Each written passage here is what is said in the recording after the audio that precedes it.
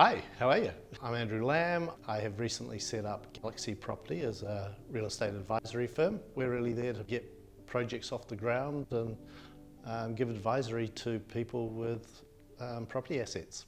So I started off university doing a commerce and law degree and decided or knew that I wasn't going to get into law school. I was having too much fun. And then in my second year, I met a guy and he was doing the property degree. I signed up for the course on the day of graduation, and yeah, it became it. And I was so thrilled that I did, because it's such a cool industry, and you meet so many people. It's very relationship based, but also very technical.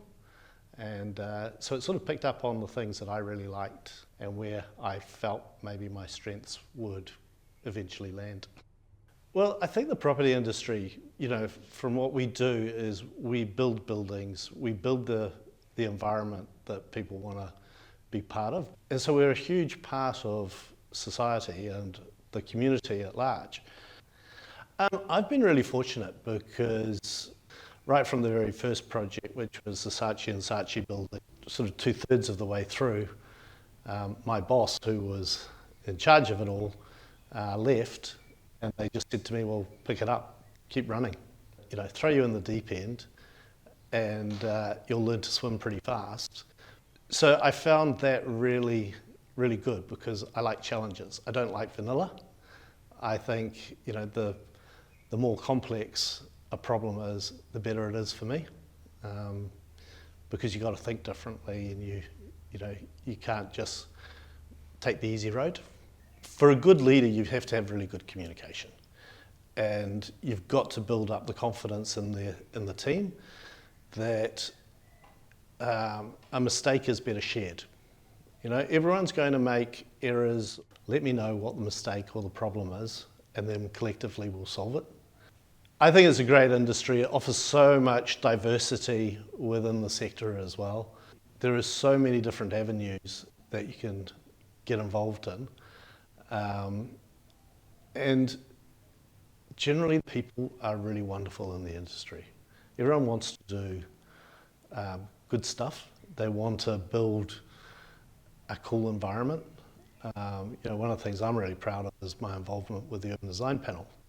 We see so many projects coming through that by the time they've been through the panel and we sit there and we give advice on how that project could be improved, 99% of the applicants are absolutely thrilled that they've got some advice on it and can, move their projects forward. And, they've had a few hours of assessment and, hopefully we improve each of those projects as they go through.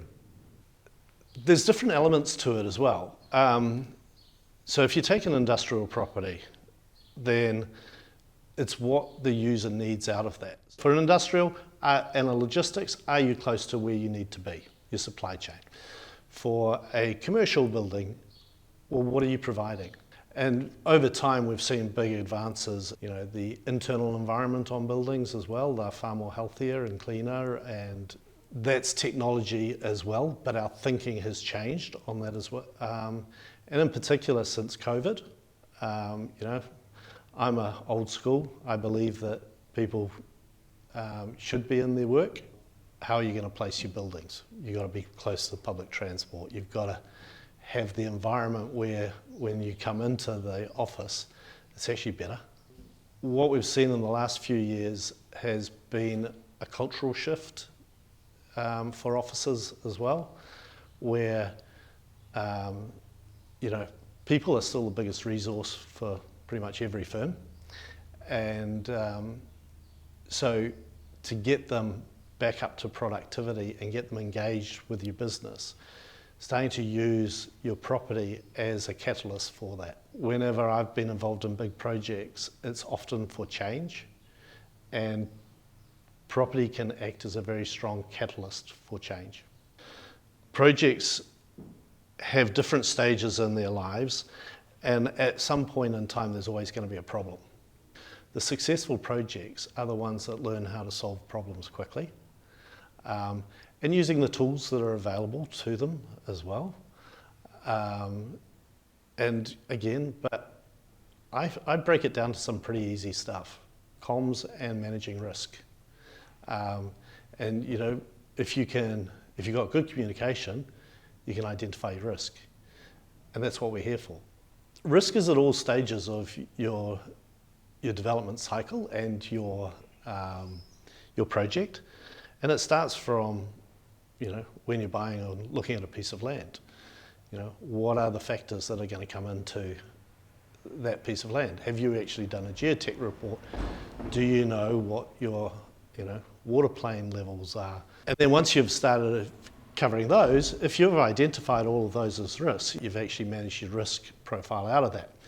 But your complexity of managing your asset portfolio is really important. I'm working with a business which is 130 odd leased premises, and when we did a review of it the other day, there was something like 28 reviews coming up and something like 40 odd rights of renewal coming up in the next sort of 2 years.